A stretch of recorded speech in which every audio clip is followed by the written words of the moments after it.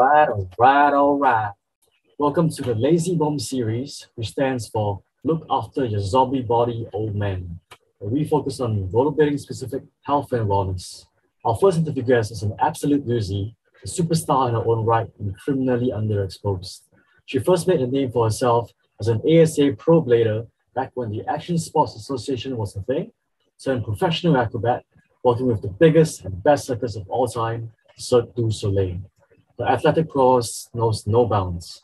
It is my honor and privilege to present Katie Ketchum.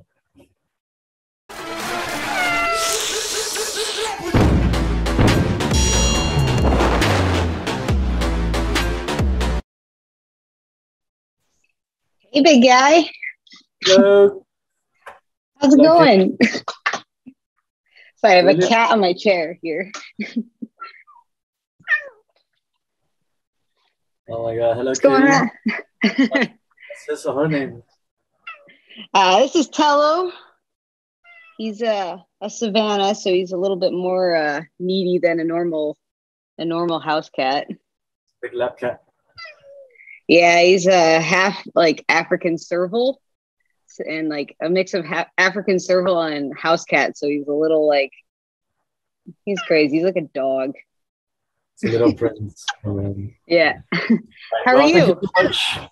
Thank you so much for agreeing to the interview. I'm great. Are you all good? All settled in? Oh yeah, good to go. Okay, brilliant. All right. So for the benefit of our viewers, both young and old, allow me to give a short introduction. We first met at the 2006 Asian X Games in Kuala Lumpur, Malaysia, where you placed ninth in the park contest. I went as a spectator, and you gave me a fist bump at some point. And I remember thinking that you were one of the cutest human beings I had ever seen, and I still think so. You then went on to place second at the LG Action Sports World Tour in Berlin and in Dallas, Texas the same year. So was that the start of your pro blading career? Yeah, I turned pro in 2002 with ASA, and then as the years went on, they started opening up opportunities for women to compete against the men, and that's why Asian X Games was such a massive opportunity for women in skating, because it was like the first time that we could like really get in there with the men and showcase that the level was kind of just improving over the years. I feel like with Martina and Fab and Fallon, Jenna Downing, Jenny Logue, Kaya Tursky, all those guys, like everything, or those girls, like everything kept going up. The level is just climbing. And those ASAs, especially the ones in Europe, you really saw the level go up with, flips and 900s, and it was awesome. Okay, so I mean, I think I'm going to take you down quite a long way down memory lane. So the memory jogging. Okay, so I spent 2 whole hours doing my background research, and the entire time I was just picking my jaw off the floor until eventually I just got tired and just left it there. Right, so for the sake of convenience, let's start at the beginning and talk about your life in chronological order. Okay. What year were you born? How old are you now? And when do you start rollerblading? I was born in 1984 in New York, and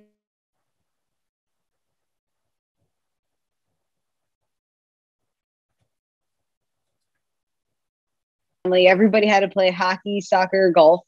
If you didn't, play one of those sports, you're kind of weird in the family. But so I played a lot of soccer, and all of a sudden they built a skate park when I was probably 13 or 14, I believe, in my city, and it was a really small town, and it was called World of Wheels, and we were, my stepbrother and I were watching a lot of ESPN at the time, and that's when they had a lot of the like gravity games on, and X Games were really like inline skating was really showcased on ESPN. So, I just remember seeing Arlo Eisenberg, and my mind was blown, and Roadhouse and everybody like that, and so my stepbrother and I decided to head to World of Wheels, and I think I was around probably 14, and yeah, from then on, I was hooked, and yeah, just skated all as much as I could all through middle school, high school, into college, and ended up having to make a decision between pursuing a professional career in skating or taking a soccer scholarship to the University of Tampa at the time. And it was a tough decision, but I ended up choosing skating. And thank God it worked out, because I think my mom would have been really mad if it didn't, because it was a lot of scholarship money. Right. So just as an aside, um, I think the connection is a bit laggy.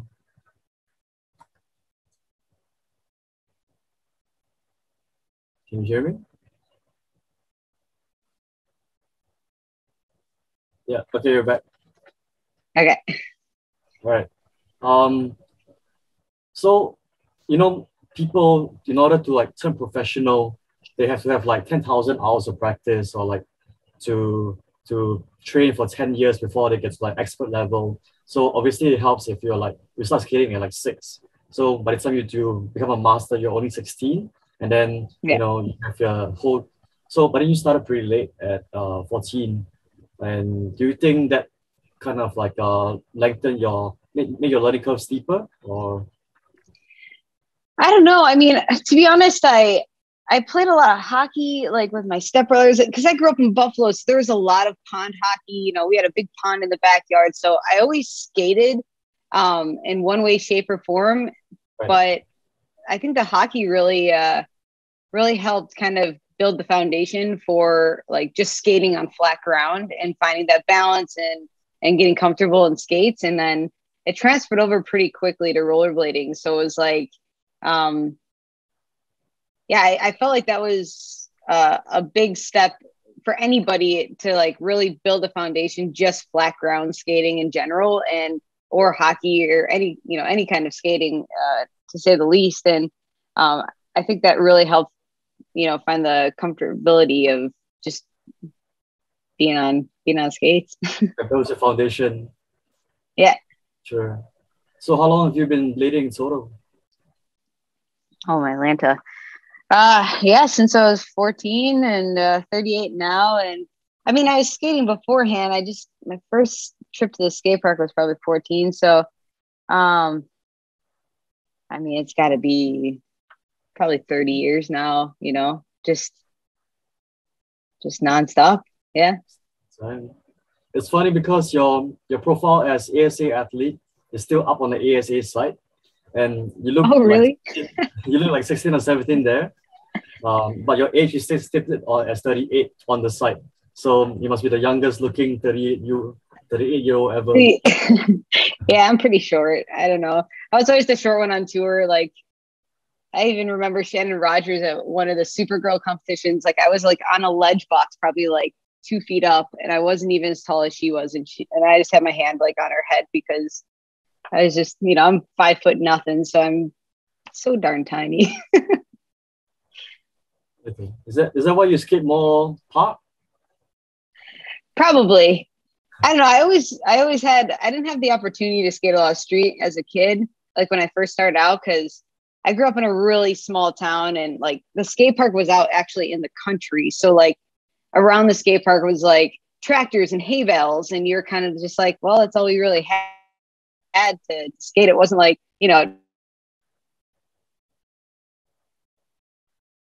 so it was like, all we had was a skate park, and it was awesome. Nice. Being turned ASA pro made the careers of many athletes like Aaron Feinberg. So how was it like being ASA pro? Oh, I absolutely loved it. I really appreciated what ASA did at that time, because it was basically a governing body, which I feel like we don't currently have in the United States. And ASA just created an amazing opportunity to travel the entire world, compete in multiple events, and just interact like with people like yourself, just with so many different cultures. And you just met all these amazing people along the way who I'm still friends with. Like, one of my best friends is Jenna Downing, who lives in England. And still to this day, we stay in touch and we're building our families. And, it's just amazing to have all those memories from ASA. And I absolutely adored the process of becoming a pro. Like, I loved the ASA amateur circuit and how they just, it's such an interesting way. It was always like kind of like sectioned off into different parts of the United States, and then we all came together. You had to qualify in your region, and then you had to, if you placed top 3, you would go to the World Championships and like a set location, along with the pros at the time. They had like the ASA World Championships for the pro and the amateurs to qualify to turn pro. And just that whole process was really, I think it really, again, built a foundation of just preparing you to go on the pro tour at the time. And then I turned pro in 2002, and I mean, it was a dream come true. It was everything I was working for. And then, right into it, we were competing and trying to qualify for X Games. And it was just kind of like, this big step forward where you were competing amongst, I mean, my icon at the time was Fabiola da Silva, just like any females. And, here I am skating with Fab, and she's just awesome. And you're like, holy crap, I'm sitting here next to Fabiola da Silva. And it was just really, I don't know, it was a dream. Amazing. And I think that led to a very clear path in terms of like career progression, which we seem to lack in the industry nowadays. But if somebody could make that happen again, that'll be really good. And I'm sure it'll be a lot more attractive to the new blood to come in. Okay, Definitely. So who are your sponsors in the rollerblading, and how did you get hooked up? Well, back in the day, I rode for Rollerblade for probably almost 10 years. That just came with time. I feel like the more you, I guess the more you placed and you had more exposure. I mean, back then we didn't have social media that much. I mean, I think MySpace was just coming out, but back then it was like, all through Daily Bread and skate videos and things like that. And yeah, I rode for, local skate shops at the time. I mean, I don't even think some of them were even open anymore, but Rollerblade was always my main sponsor. I always skated Rollerblade skates, and they paid for travel back then and gave us, team bags, and we had a pretty solid team back then. And yeah, I would say Rollerblade is my go-to.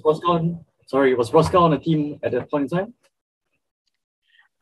No, I was just after Brosco. I think I don't even remember where he went after that. Maybe Rosie's.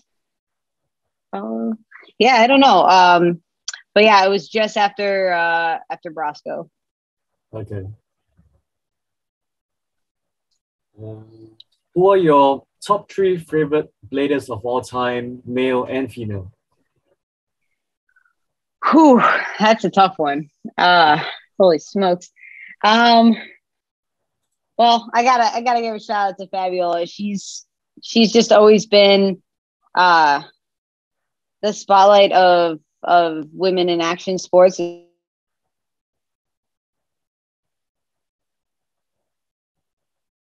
Respect and give us the opportunity to have the opportunities to compete in these international competitions, ASAs, X Games, Gravity Games. I mean, she was one of the first that really just, pushed the level so high. And you still watch her skate vert to this day, and she's still at the top of her game, and along with some of the guys in the world right now. And it's just, I mean, it's incredible. It's incredible. I give her a lot. I give her a lot of respect, and I have a lot of respect for her.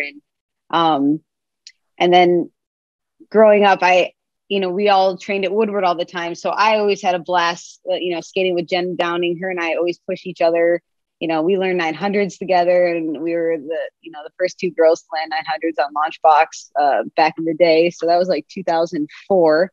And so I always appreciated skating with Jenna, just because her and I always seemed to like the same things when it came to rollerblading. We always just tried to find the best lines in skate parks, and we always toured together, and it was a blast. Um, the guys side, I mean, how could you not love Louis Zamora back in the day? I mean, his style, I mean, he was just incredible to watch. And nowadays, I watch some of the guys out of France, like, I mean, just the creativity out of Roman and Julian. It's just, they take skating to a whole nother dimension, I feel. And just watching them currently pushing the sport is just, it blows my mind. It's quite crazy watching Julian because like some of the things he does are not even possible in gymnastics, or like in any other sport. But like there's plenty of world firsts that he's done that are rollerblade world firsts before like the scooters or the BMXers came along. So he's very much a blazing the trail, and once somebody does that, everybody follows. So right. We saw the most recent feast where the level was like the highest it's ever been in the history of rolling. I agree. It was incredible to watch, huh? Right. And I think it's only going to get higher. So, we're like so that leads me to my next question. What do you think of the recent trend of rollerblading and quad skating making a comeback? I'm not opposed to it at all. I think it's cool that there's a connection, because I think the two sports complement each other. And I think financially, you see people, especially here in Vegas, I skate every Friday night we call it the old guy skate. Essentially, everyone's like 35 years older, and a lot of the quad girls come there and skate, and a lot of them have transitioned to rollerblading, and it's really cool just to see that you have this monster industry of roller skating now. And I feel like it's also pushing people to buy rollerblades as well, which financially supports our sport. So I think it's a great thing. It's definitely two different entities, but more power to them. And seeing more women skating around the skate parks always makes my heart happy. So you don't do any quad skating? Oh, I've done it. I mean, I had to, when I was living in LA, I would quad skate for like commercials and stuff that I would apply for and things like that, trying to make a little extra money on the side.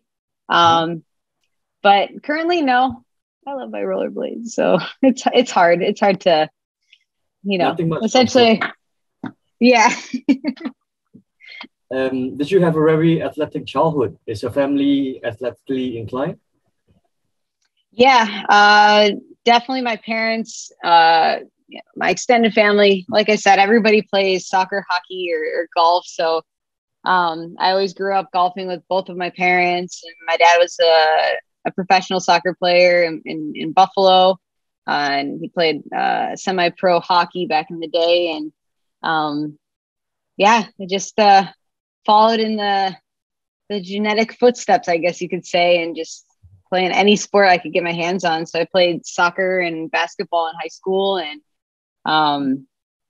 even now, every Monday and Thursday mornings, I play hockey with a bunch of people from Cirque du Soleil. So it's fun. Yes. Okay. This one's a bit of a long question, so just try and stay with me here. Okay. Having grown up around such great athletic facilities, being around super athletic and talented people, and being extremely talented yourself, what do you think is the value of nature versus nurture? How much of accomplishments are hard work versus natural talent?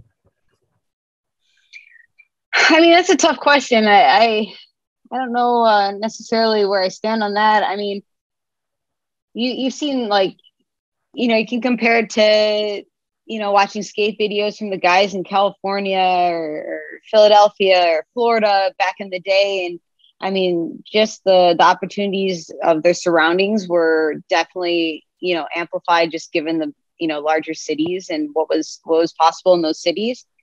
Although, I feel like you kind of make your own, if that makes any sense. I knew I was in a small town. We only had, I think, 2 skate parks, 45, maybe 3 skate parks within a 45-minute distance. So it wasn't like they were really close. And I knew I wanted to get to Woodward. I had to get to Woodward. So my whole goal was, okay, I'm going to skate at World of Wheels, but I need to get to Woodward. That's really what's going to like push my level of skating.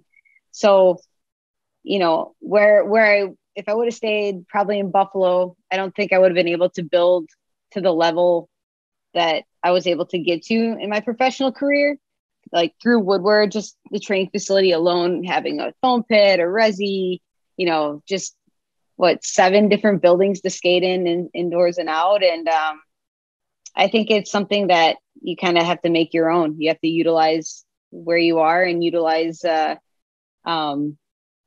the facilities within your country or internationally, whatever you can swing. And I feel like that helps you make it. You got to have your goals, right? You have to have your personal goals and physical goals. But I knew for me, like getting to Woodward was what was going to like push my level to a professional level. If I didn't get there, it wasn't going to happen. I'm so glad to hear you say that, because I was having a lot of difficulty trying to reconcile like the concept of like prodigies, where people seem to have barely any facilities, but or like stop skating for ages and then they can dust off the skates and throw a 360 topsoil down the rail, or where they learn like lots of flips. But I'm here in Singapore, and up to recently we never had a resi ramp. We barely even had like a decent skate park, so it was really hard for us to learn big spins or big flips. The nearest foam pit is always in Korea, so I'm 33. I've abandoned my dreams of being a pro skater, but it would make me feel better to think that back in the day, if I did have these facilities, I might have been able to make it. But yeah, I totally understand what you're saying, because like I said, in Buffalo, we had a very limited facilities there, and you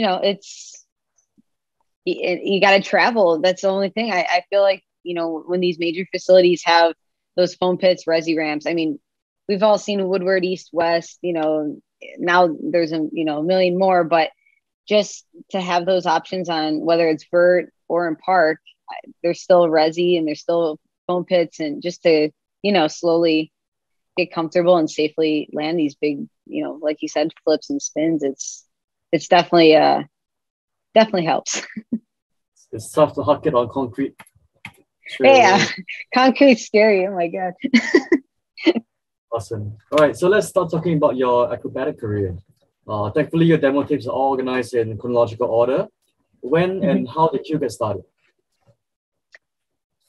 I just kind of fell into it. I was hanging out, it was 2000, let's see here, 2005, 2006. We were starting to see things kind of slowly go down for like, you could see like the prize money wasn't as high, it never was as high as the men's, but it was starting to go a little bit lower. And, we've been removed from, let's see here, 2004, 2003 or 2004 was the last like X Games, like inline park and inline vert. And then, after that, it was just like inline vert demos at X Games. And, we were just kind of slowly coming out of the spotlight, just on the media front. Shows were popping up. There's this company called All Wheel Sports, and they were doing theme park shows with launch ramps and things like that. So just started applying to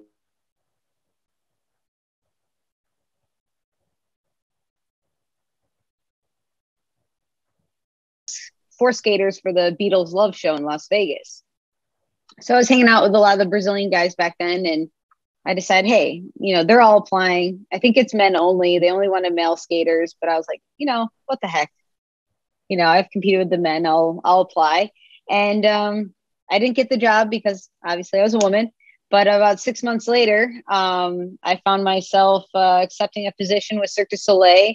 And then I moved to Montreal in 2006 to do creation of a new show called Wind Tuck that performed in New York City for 4 years. And then from there Um, on, it sorry. was Can sorry. we go back to the point where you applied for the? I mean, Cirque du Soleil is obviously like the best circus in the world. So how do you go from not having any circus experience to applying for Cirque du Soleil and getting in straight away? I feel the exact same way. That is an awesome question because I asked myself that like going into it. So they specifically were looking for just rollerbladers. So they had built ramps. So it was a specialized like profile that they were looking for. So that is what got my foot in the door for that. It was something, it was just an incredible opportunity. And, they were giving you health insurance, life insurance, dental, great pay. So it was a legitimate job, right? It's like right place, And right time. yeah, totally. And then I remember walking into their headquarters in Montreal being like, there's a guy flying through the air, there's this girl bending herself into a pretzel, and I'm looking at myself like, what the heck did I get myself into? Because these people are freaks of nature, and I'm sitting here just like carrying my rollerblades through like, hey guys, like and so it opened a door for so many opportunities because once I started working for Cirque du Soleil, I was around all these talented people and I just learned from them. I asked, hey, can you show me how to do that? And then you get off stage from your skating like routine that you did on stage, and then you start practicing handstands or different, circus, trying different circus apparatuses. And I did that for 4 years, just nonstop, learning from everybody around me. And it opened the doors for more acrobatic opportunities. Awesome. We'll go further into that in a moment. Um, so I do calisthenics, but I'm only at like an advanced beginner level. Whereas I see that in your very first demo tape, you've already got the one arm handstand, which is pretty incredible. If I'm not wrong, from being a beginner to getting the one arm handstand takes about 2 years. So how was the journey to unlocking that? It is so darn hard. Like that's all I can say. It's like the hardest thing ever because it's something you have to try every day. And as soon as you stop, you kind of like it, like almost you lose it a little bit. So it was something I tried every day. And I had a help of an acrobat that was from England, and he really helped kind of show me how to do it properly. And all of a sudden, one day it just magically clicked. But it did take about, I would say, a consistent amount of training, about 2 years to get, and just getting frustrated a lot. Like falling over and tipping over like a tree every time you tried to go on one arm. But yeah, it just comes slowly. It's similar to rollerblading. It's like you just keep trying and you keep falling, and then all of a sudden you're not, you're landing on your feet but you're still falling, and then all of a sudden you land on your feet and you're like, oh hey. That's insane. So 2 years of really doing it every single day. Pretty much. Once Windtuck closed, it was only a 4-year show. I moved back to LA, and there was a circus school there and a circus gym as well. And I just ended up training nonstop. I made it my job to continue to rollerblade and train circus, and just make sure I had both of those under my belt to apply to different shows. And that's all I did was train and apply to different shows. And, as I improved, I was able to utilize those skills and make money locally or internationally, depending on what the contract was. Wow. Okay. It's obvious that you're a jack of all acrobatic trades. So for the benefit of viewers, I'm going to list all the activities that I've seen you do. It's going to take me a while, so bear with me. Rollerblading, stilts, tumbling, hand balancing, juggling, trampolining, base flyer gymnastics, aerial wheel, Chinese pole. I have to take a breath. Indoor and outdoor skydiving. Did I miss out on anything? No, it sounds about right. It's been fun. Which would you say that you're a master of, and what is your favorite? I wouldn't say I'm a master. Like rollerblading is definitely my number one skill and my number one my heart lies there. But I really enjoy Chinese poles and hand balancing or hand to hand. Hand to hand is when I'm doing a handstand on another person. Those three things, like whether it's hand balancing, like on like hand balancing canes or a person or Chinese pole. I don't know. I've always just my interest has always kind of shifted to those three mainly, just because I think I like the strength challenge of it. I think it's, especially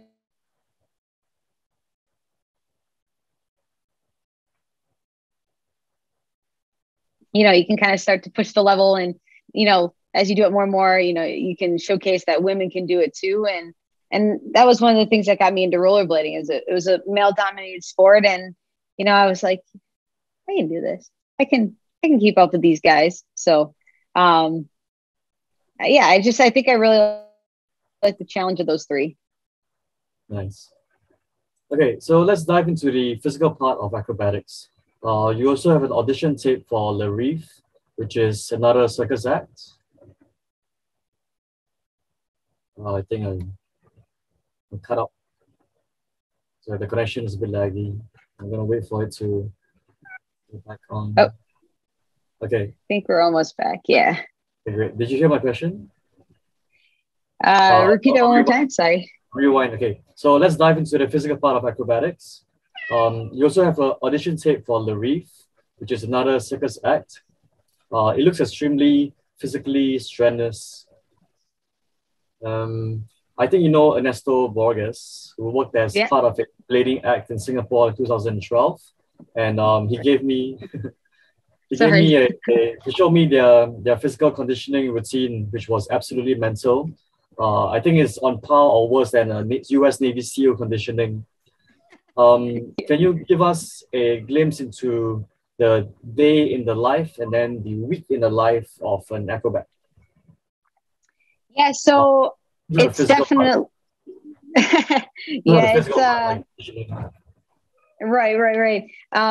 Yeah, it's definitely physically challenging to say the least. You definitely have to eat properly and take care of yourself, because every day, for example, I work at Cirque du Soleil's Call right now in Las Vegas, and every week we do 10 shows. They're 10 90-minute shows. But before those shows happen, we're in there, sometimes by 3 p.m. already doing trainings, integrating new people or, smoothing out acts. So pretty much like every other day you have trainings beforehand. Along with that, we have our lifting programs where we have 3 days a week. We have to do a strength and conditioning program to just maintain strength, especially in our shoulders, abs, back, hips, knees, the usual stuff. So it's pretty important to make sure that you're, adamant about doing the strength and conditioning programs, because I feel they really help keep your longevity within your career, and, protecting, your shoulders and your back from, just the constant work on your body. And, I think it's something that at first it's a bit of a shock to your body when you get into it. You're kind of like, you're just fatigued all the time. But as you start conditioning your body to that, that routine, it eventually comes, but you're sore quite frequently. I kind of feel bad talking about this while I'm smoking, but let's cut it out. Yeah, no, you're good. All the Russians do it. You're good. Awesome. Okay, so obviously you're one of the best people on earth to give strength conditioning and recovery advice to us older bladers. Let's start with nutrition. What's your daily diet like? Do you use any supplements, and what are they? I'm not a big supplement person. I'm not opposed to it. Sometimes if I'm going through a strenuous few weeks, I'll do a branched chain amino acids at the end of my day just for recovery purposes. But I really don't use a ton of supplements. But that being said, Cirque du Soleil, like we had a nutritionist for a while, this was, before the pandemic. And she said it best. They call it the 80-20 diet. So 80% of your week, you eat super healthy, super, lots of vegetables. We usually just try to do like a protein, vegetable, and a carb, like significantly in like every meal. And then, when you have your weekend, you can kind of go more towards the sweets or more towards, having a couple beers or whatever you want. But it's kind of on the minimal side. Whereas as far as recovery goes, you're just making sure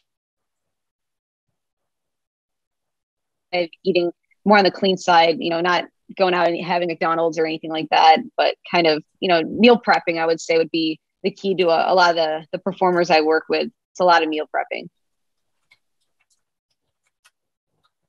Yeah, sorry, keep going. So meal prepping, right? Okay. Let's talk a bit about the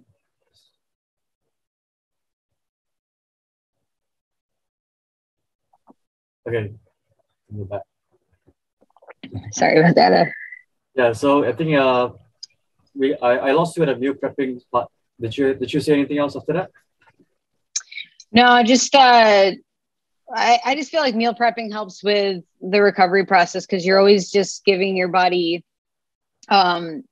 fuel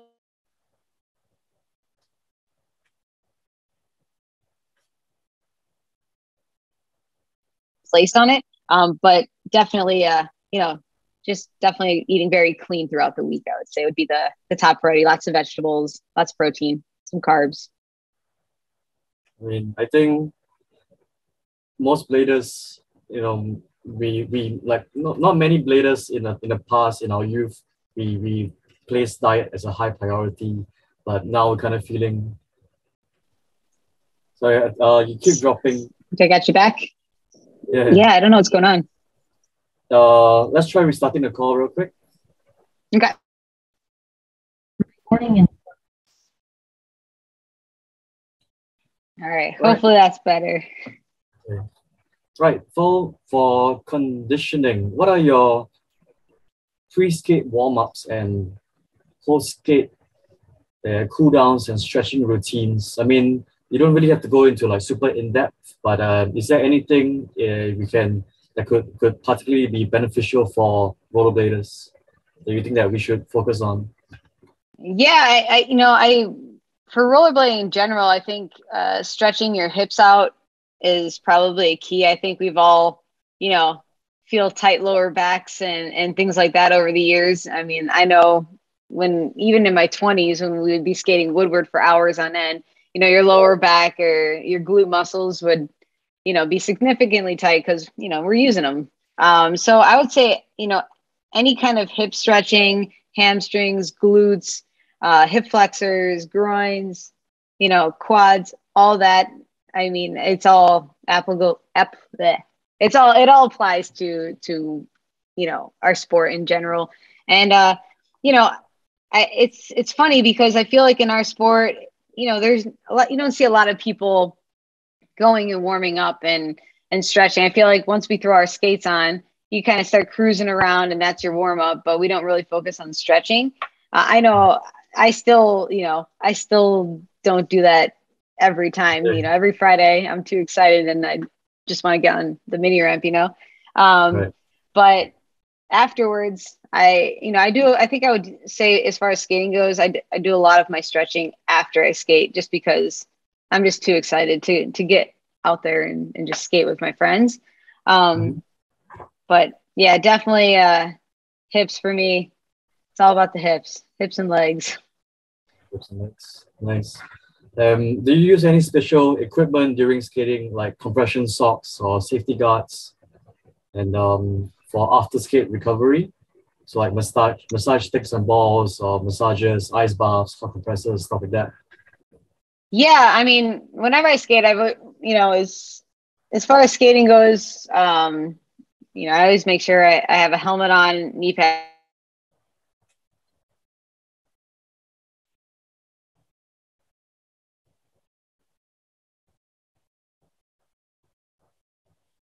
+25 years, whatever. But I mean, the foam rolls for me just, you can hit everything, especially your IT bands on the side of your thigh. And then trigger point balls, like you can just buy a lacrosse ball and, just roll it on any part of your body where you're, it's aggravated. Just getting those trigger points, it gets right on in there and you can work everything out. So those would be my two go-to for post skating recovery. And of course, it's hydration is a big part of it. A lot of electrolytes and things like that. Post skating. I live in Las Vegas, so right now, it's 107 out, and after we get done skating, it's pretty rough. You're pretty thirsty. Have you tried a massage guns? I have tried the massage guns. It's funny because I think they're really cool, but I'm not good at using them because I'll start, using on like say my thigh, but I'm pushing so hard on it that I end up bruising myself with it because, I'm trying to overachieve with it, but it's not working. Have you tried it? Yeah, I do. And it's really good. Like it's really good for deep tissue massage, which is hard to achieve like elsewhere. Like I don't like foam rolling where I have to put my body weight on and then I just get tired from stretching and like what am I this out of shape? I don't know. Yeah. No, I mean I think stretching takes commitment, like I'm sure you're like me, like I have a hard time sitting down. So when I have to stretch, I'm like, okay, I'll I try to apply 30 minutes to it, but it's hard because it's not the funnest thing to do in the world. It's a chore. It's a bit of, yeah. It is like a chore. You're spot on. It's exactly what it is, a chore. Okay. So let's talk about the mental aspect. Do you have any special mindsets or like psych up routines that you do, like an alter ego? Like for example, Kobe Bryant becomes the Black Mamba when he needs to throw down. What's the best frame of mind to skate in, and what does it feel like? To be honest, I don't feel like I have like an alter ego. I think every time I throw my skates on, I'm just in the moment and I'm enjoying that moment. Music always, when you got to get pumped up to try something big, music's always been the go-to, just throwing in your headphones and, back in the day, it was, it's so funny because I'm like this little tiny white girl, but I always loved DMX. Like if I ever had to like throw something down, throw on some DMX and it was game on. It was so funny. But yeah, if you look at any ASA competition, DMX is always on in the background. But again, small little white girl, not this tough thing, but it was funny. But yeah, I think I just enjoy it more so than, getting into a set frame of mind, unless I have to be really focused, for example, like a competition or something like that. I kind of stick to myself and I get a little quiet so I can be more focused on what's going on and my routine and everything like that. And I think it's the same in circus as well. It's like when you're going out and doing something a little more, challenging or it requires a lot of more focus, you really just got to dial it in and just, get your head straight. And I think I just kind of become more quiet and kind of internalize everything. But what's your mental process like? Like, for example, if you're learning a new trick or if you're going to try like extremely hard trick, do you like really intellectually analyze it and break it down bit by bit in your head, or do you just kind of like trust your body and muscle memory and just send it? I think it's a little bit of both, but I think I go more on the ponder everything at hand and logistically think everything out. I've never been a huck and chucker. Like I didn't want to get hurt. So I always made sure that I was super dialed in. Like, for example, like when we were learning 900s, we were tossing them in the foam pit, 20, 30 times a day. And then we would, take it to the resi and you're just falling and falling and falling. But it wasn't until I was landing like consistently, like 10 of them on the resi that I was like, okay, let's like try it on a real launch box. But I think that goes for everything. I'll give it a try and with each attempt, you kind of analyze what you're doing. I think we all do that though in skating. I think everybody kind of learns from each try when it comes to a new trick. And yeah, I think it's definitely for me. I've never been a huck and chucker. I'm not that brave, so it's yeah. What do you do when tricks or sessions are not going as well as hoped? Like you're missing tricks or you're falling a lot. How do you cope with that? That's a good question, because I think sometimes that it's hard not to get frustrated, because you can do things that you can do without even thinking about it. It's having a day. But I just change it up. I think I change it up to just trying. Okay, I'm only gonna do airs today. Like we'll apply to like mini ramp skating. If I'm having a hard time doing certain tricks, I'll just think about, just doing airs to spins and then try to do simple grinds and just change the narrative a little bit and just, hit the pause button on whatever's frustrating me. Cause at the end of the day, I mean, we all know we're all getting older, for the older generation, it's just, it's a blessing to still be able to rollerblade, and still, riding that wave. So it's hard I don't get as mad as I used to when I was younger. I think younger, you just got to kind of take a step back and, go skate launchbox, go skate a handrail. If it's not working on mini or if it's not working on the handrail, go skate that spine over there or something like that. Just change it up a little bit. It's good advice. Okay, let's dive into the circus industry. So it's well known that it's next to impossible to make a decent living as a purely professional rollerblader, as in like you really just blade for a living instead of having to do some sort of side job in sales or admin. Right. The circus route is unconventional to say the least, but it's a viable route for those at the top of the game, like Joe Atkinson and maybe quite a few others like Nell Martin. And how does one get their foot in the door of working in the circus? What is the career advancement like? Yeah, that's a great question. To be honest, I think it's all you definitely, right now, social media and creating a demo video is step one. Filming anything you can, especially, I mean, if you're a rollerblader, just make a really, hardcore rollerblade edit. And a lot of circus companies will jump at that. A lot of them are always looking for rollerblading now. They really love rollerblading, and it's, especially here in the States, I don't know internationally how it is, but every summer there's launchbox shows, and the public absolutely adores it. So and then it's just kind of reaching out to people to see, I reached out to some friends that were doing local shows, and I started locally. I just, if there was a fair or carnival and they had some ramps set up, I'd ask, oh, do you need another skater? I'm here if you need anything, something like that. And then with Cirque du Soleil, they're always looking for action sports or new things. So any kind of new idea, they're pretty open to it. And you can just go to their website and apply to their casting website and create a profile. And you have to have a resume, demo video, and a headshot. Doesn't need to be professional or anything like that. And I mean, it helps, I guess, to have a professional headshot, but it's not extremely necessary. And it's basically how you get your foot in the door.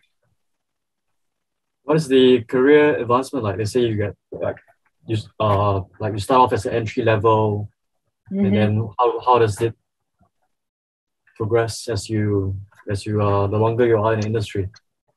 Yeah, that's a good question. Cirque is very similar to I would say a normal job. You start at an entry level salary, depending on what you do. If you're doing a main act, you get paid more. But every year you get a raise. As long as you're a good employee, every year you're getting, everybody gets the same raise annually. And as you're in a show longer, you learn more roles. So you could learn a backup role, a backup main character role. And you get a couple extra bucks for doing those things. And and they, like I said, it's like a normal job. So you do get your health insurance, you do get your dental, you get life insurance, and it just helps cover, like all, I don't know how it is in other countries, but here in the States, health insurance is insanely expensive. And I know when I was younger, I didn't always have health insurance when I was competing, with ASA, just because, it is what it is, and I couldn't afford it. And so it's nice to be able to have a physical job, and they still give you, the benefits, the medical benefits of that. So, yeah, it's a stepping stone process, and you can climb the ladder for sure. What's the gap in between like an entry level and say like what is the highest you can be in a professional acrobat? Oof. I mean, there's already professional acrobats. It varies, and you have guys that have been in the company 25 years, so an entry level position is probably, I don't know what it is anymore, but it could be around like 55,000 a year. And then, I mean, there's guys making six figures, well into the six figures, just because they've been with the company for X amount of years, or their act is extremely dangerous. So with with danger, cost goes up a little bit. So, right. Yeah, there's people that make significant livings, and that goes for other companies too, not just circuits.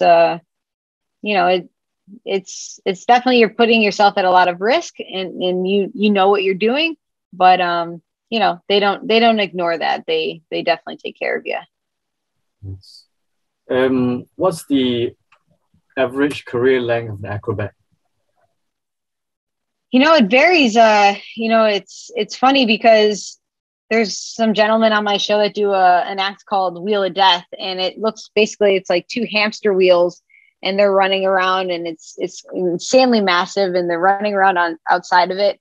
And, they're in their mid 60s, late 60s. And I have no desire to do that at that age. I'm like, you guys are insane, but they're running around, they're 50 feet up in the air, and it's insane. They're nuts. But, I'd say the average age it just varies. The average age at my show is like 35. So we're still, we have performers that vary anywhere from 18 all the way up to, almost up into their 70s. So it's pretty cool. So you can do it pretty much as long as you want to. Yeah, I think it goes along with all your questions that you asked prior. I think it has to do with how well you maintain your body, how long how well you do your strength and conditioning programs, stretch, warm up, and how well you eat. I mean, if you're out drinking every night, your body's probably going to not cope as well as with recovery. And I think it's one of those things where you make it what you want. If you want a longer career, then you got to put the work in off stage. What can you do after you retire as a professional acrobat? CERT gives anybody a ton of opportunities. They've had educational programs, like assistance programs. So, for example, there's performers that go to school while they're, performing and everything. So, people, create careers for themselves while they're performing each night.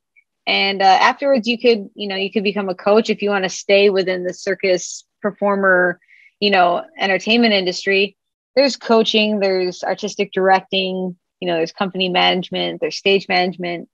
And then, or you could go technical and go to a rigger or carpentry or, automation. It's pretty amazing. I never realized how many jobs were available for performers afterwards, but it's pretty significant.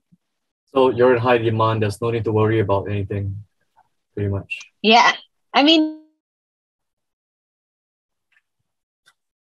it's just, it's all personal preference. There's a guy in my show that has his own air conditioning business. And so during the day, he fixes everybody's air conditioners and has, he does well for himself. And then he comes and performs at night. It's more just, you got this 9 to 5 job, well, we'll say 3 to 11 o'clock job in the evening. So anytime before that, you create your own life. All right. Do you have any spicy stories about working in a circus? So you don't have to name names. You don't have to name like or like it doesn't have to be your story, but like what's the spiciest stories you have? Oh man, you want like I mean, I don't know. Spicy meaning what? I mean, it's most people from what they know of circus is that how it's portrayed in media and like it's work hard but you party hard. So I don't know, tales of like debauchery. I'm sure like as rollerblading, we have our own fair share of hard partiers, but maybe the circus is something different. I don't know. Yeah, I mean I would say it's pretty on point to rollerblading. In the beginning, I feel in the beginning you're going out and about, especially living in Vegas. There's a lot of opportunities for special circumstances out there. But man, I'd have to think about that one. I don't know. Okay, well maybe we can come back to that. Yeah, I'll have to think about that one. There's stories, I'm sure, but off the top of my head, I'm like, okay, we'll put a pin in that.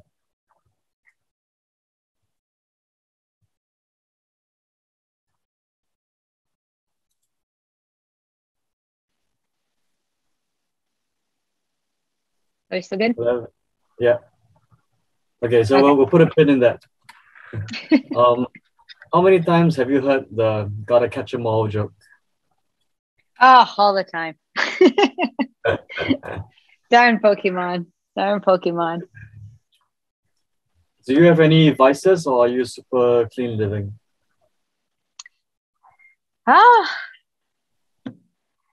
don't know. I'm a sucker for sugar, so it's hard. I could drink boba tea, like I probably could drink 5 of them a day and not have any problems with it. But anything sugar, it's very hard to not indulge. And oddly enough, when with Cirque du Soleil, every day someone's bringing in desserts into the dressing room. Like, it was someone's birthday yesterday and we had cakes and cookies, and you're trying to fit into, a spandex costume and you're trying to like maintain your figure. But every day someone's bringing in Rice Krispie treats, cookies, and, it's definitely a weakness of mine.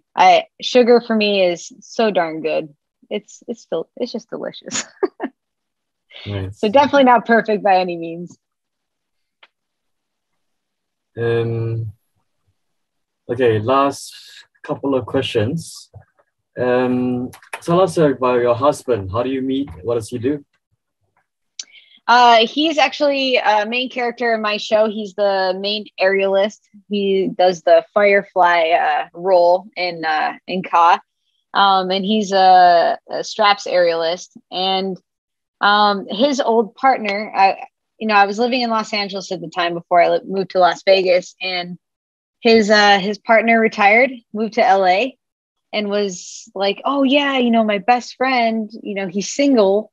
And I was like, those Las Vegas guys, I know how they are. Those guys are crazy. Las Vegas is nuts.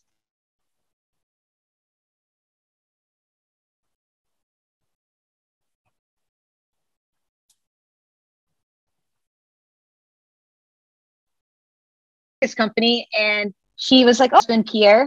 Drove to the restaurant and I met him there, and she decided not to come because she was like, I'm sick. And we've been together ever since. Oddly, it was so funny because literally she just purposely set it up without telling us, and we've been together ever since. It's so crazy. So she did you a huge favor. Yeah, she hooked it up. Do you have kids, or are you planning to? We don't have kids. We are planning on it. I'm currently just finishing up my grad school degree. I'm going for a master's in sports administration. So I'm almost done with that. And I think maybe in the next year or two, it might happen. Nice. Good luck. Yeah, thank you. What does the future hold for you? Yeah. What does the future hold for you? Future hope. I mean, right now, my husband and I are pretty content with what we're doing at KA. I think the goal is to stick around there as long as our bodies can physically handle it. But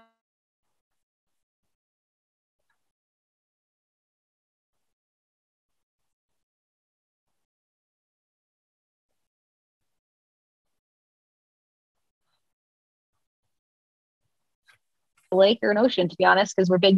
I don't know where we'll end up, but I don't think Las Vegas will be it because it's a little warm here in the summer. But yeah, I'm keeping it pretty open. I don't have any expectations for the future. Just as long as we're healthy and happy, I think that's what we're both going for.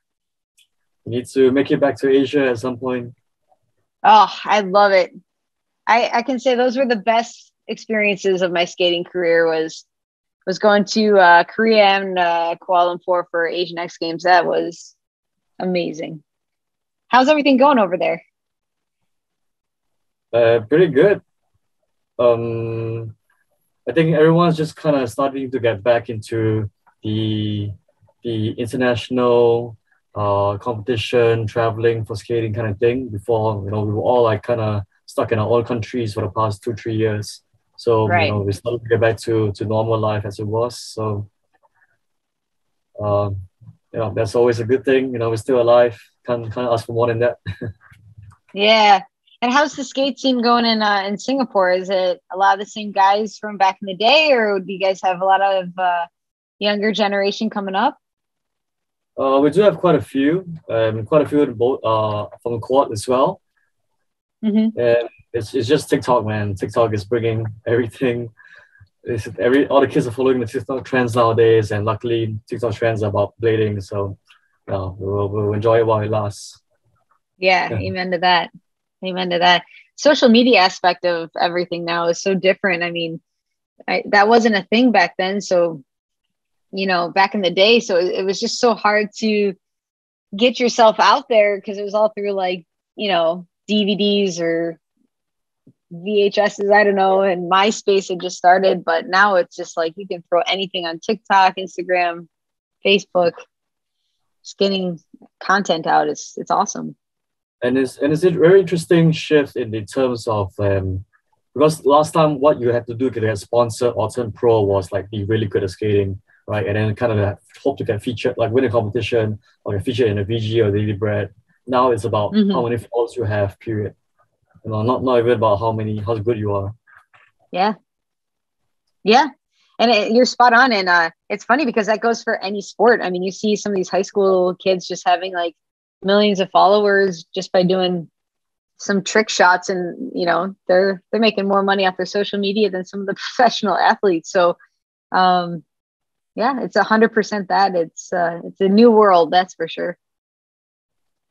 Interesting times. All right, Katie, yeah. So I've kept you long enough. Do you have any shout outs you'd like to give? No, just it's been good to see your face again. It's been so long. I totally remember you, and I just really? 100%.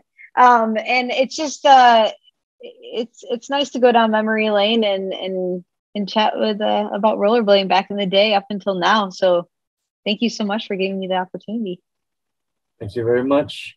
Looking forward to see you back in Asia or anywhere else in the world. It's so small now. I'm sure we'll meet again at some point. Right. I will, and if I do, I'll be bugging you. Get ready. Looking forward to it. Thank you very much, Katie. Thank you so much. Have a good one. See ya.